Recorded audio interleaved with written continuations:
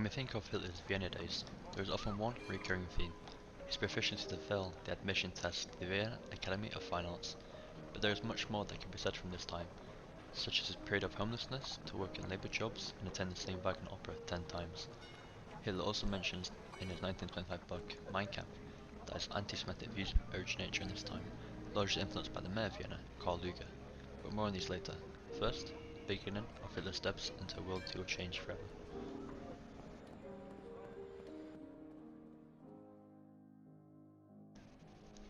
In early 1908, following the death of his mother, Clara, in December 1907, which would hit him tragically hard, Hitler left Linz and with the financial support of orphans' benefits, travelled to Vienna with his friend, August Kubizek.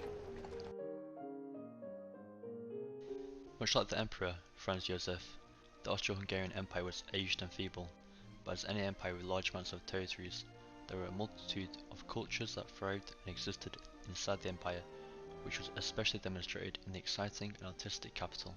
From this, Hitler will encounter many different groups of people and ideas, giving the backdrop to certain suggestions one may expect. At this point, Hitler had already failed to gain admission into the Academy of Fine Arts for the first time.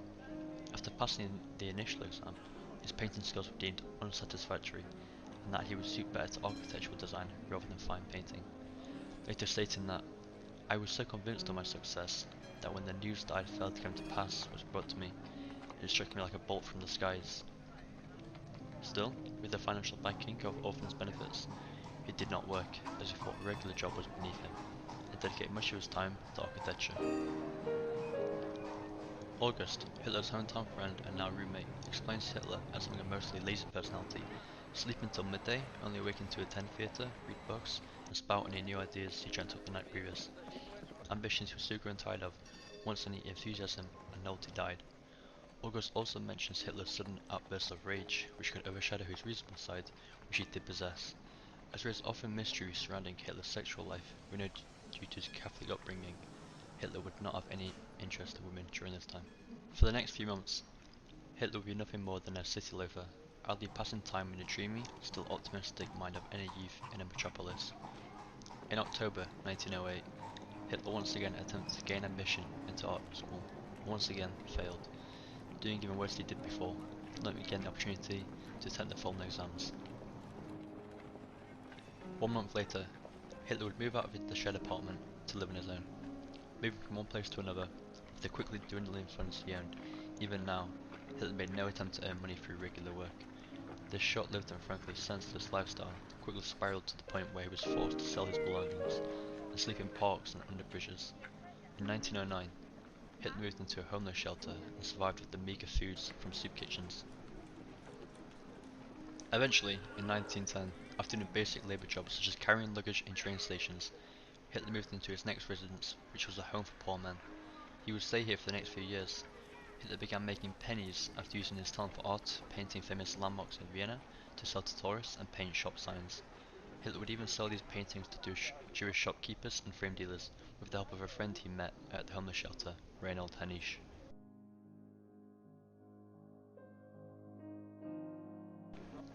The two would eventually have a falling out after Hitler accused Hanisch of stealing all the revenue from a sale they made.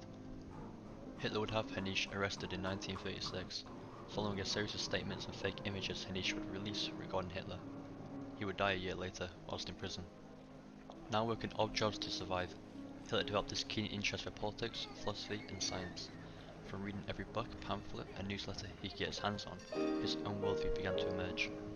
One that would be influenced by numerous writers, composers and philosophers, such as Nietzsche, Fichte, Wagner, Treitschke and more. With his academically undisciplined mindset for learning such things and a mixing pot of numerous key ideas, loosely pieced together and often misinterpreted, which would become the foundations for Nazism, such as nationalism, antisemitism and racism.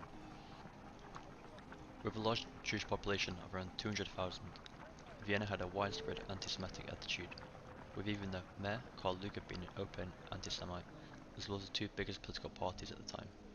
Lueger, a charismatic and rallying orator, was heavily admired by Hitler, admirations he would consider when making his own Nazi propaganda years later. Following his interest and eventual dive into anti-Semitism, Hitler would study Jews, their facial features and appearance, anything that could highlight them as being different. Before this, the only Jews he would commonly meet were supposedly Germanized Jews, and so he would often be against antisemitism and found to have internal conflicts regarding the issue. Hitler mentions in Mein Kampf, after coming into contact with a Jew in an inner city pub, for to be sure, they had not looked like that in Linz. I observed the man furtively and cautiously, later saying, the more I saw, the more sharply they became distinguished in my eyes from the rest of humanity. Even with these newfound beliefs, Hitler continued doing business with Jews and maintained his Jewish friendships. Hitler began to hate the Austro-Hungarian Empire for its multiculturalism, and so to avoid mandatory military service in 1913, moved to Munich aged 24. He would be caught by the Munich police for avoiding his military service, and once again, Hitler demonstrated skill for failing examinations, as he failed to pass the fitness exam and declared as being unsuitable for combat and support duty, too weak, incapable of firing weapons. Even still, he was swept up by the thrill of World War I, and by August 1914 he volunteered, joining the Bavarian Regiment. Hitler would not return to Vienna until 1938, when he would annex the Austrian state, adding it to the territories of the Third Reich. If you enjoyed this video, please like, share and subscribe.